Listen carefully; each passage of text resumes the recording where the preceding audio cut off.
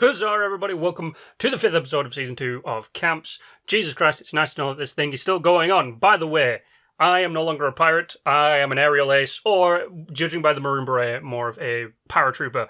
But I've got some nice camps for you today, and if you want me to actually pop round if you're on PS4, comment your name down below. I am not on PC, I am not on Xbox, I want to get that out there.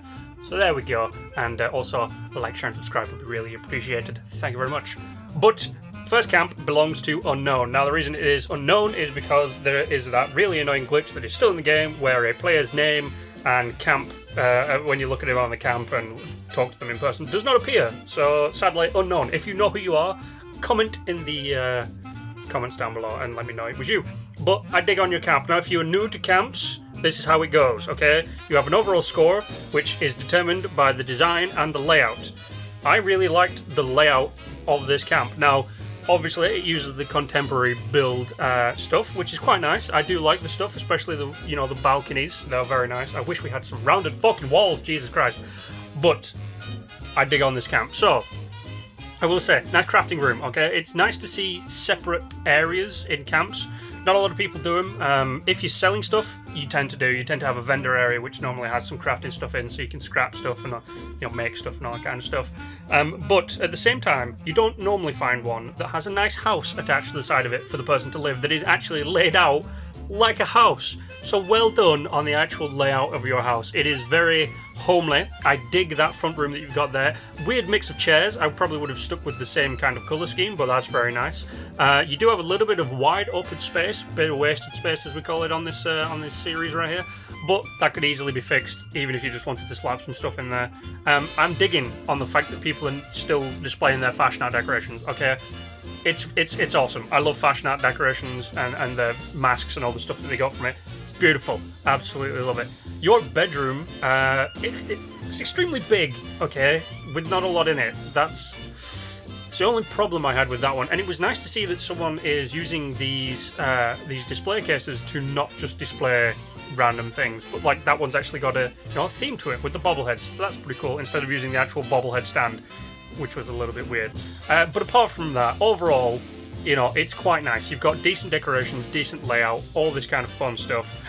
The only problem is your rooms are too big that you don't put enough stuff in them, or, smaller rooms would be better.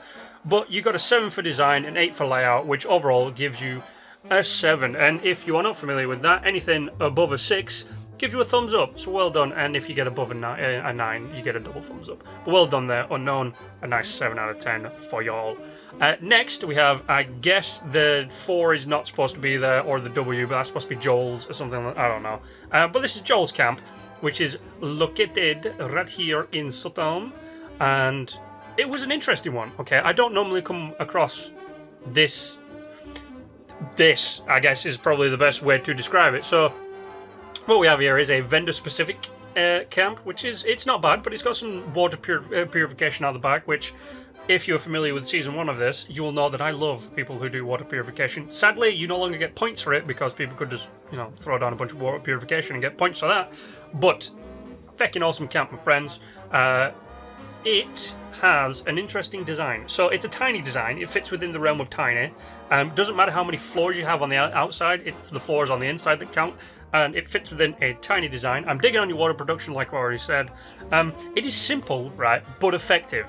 So what it mainly is it's mainly just a place to buff yourself, get some crafting done, get some scrapping done, and buy stuff. It's nice. It's technically a utility camp. It's not a utilitarian camp, okay? But it could do with a little bit more colour, which is a weird thing to say when you look at the walls and the floors. But the outside area is kind of bland, especially on the floors. And, you've gone... I don't know if you have the white picket fences, but if you do have the white picket fences, it would be best to swap the white picket fences out with a decorated floor and not the bland wood floor. But apart from that, everything's great, okay? It's in a really nice location. The only thing that has let it down, I think, would be the lack of exterior decoration. It's got great interior. So what I did do was I was very cruel and very firm with this camp, because outside is also important as well as inside.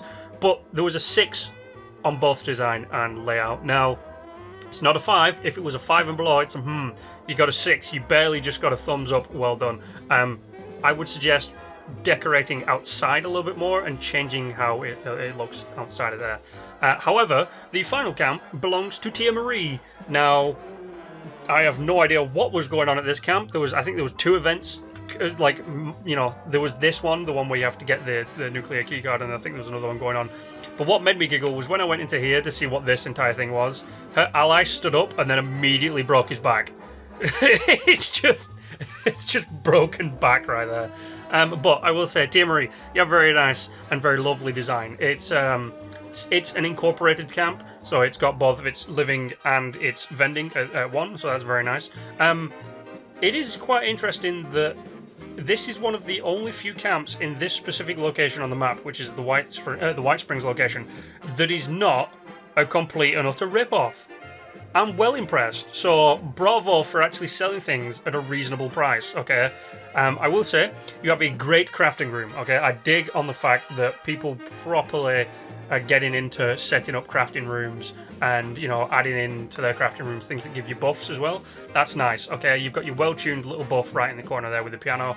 Beautiful, thank you very much. Your decoration, I dig on that action. I know one person who uses the eggs as an actual Easter egg hunt in every camp that they build. That is awesome, and it's nice to see people using decorations on the stairs. Though I would probably have gone for the other stairs if you have them. Your wall decoration is very well put together. It's in the right spot, it makes sense, and your floor decoration is also the same, as well as, you know, your handy little weapons on the wall. This is a very well thought out camp, which has a design of 8 and a layout of 8, giving you an 8 overall, but I'm going to be nice. I'm going to bump you up to a 9, because I just realised how pretty and fucking awesome that camp was. So there we go, ladies and gentlemen. Episode 5 of Camps is done and out of the way. If you, like I said, if you've got a camp that you want me to come check out on PS4 only, because I'm not on PC and Xbox, then comment your name down below and I shall add you to my ever-growing list. And I shall also endeavour to get to the people on the list, but sadly I do not have a proper sleep schedule, so you may not be on when I try to pop round. But apart from that, if you're on PC and Xbox, you can actually also send me a tour to the email linked over on my channel description. But apart from that, you guys know the drill. Like, share, and subscribe. And until the next time, that's right, stay awesome.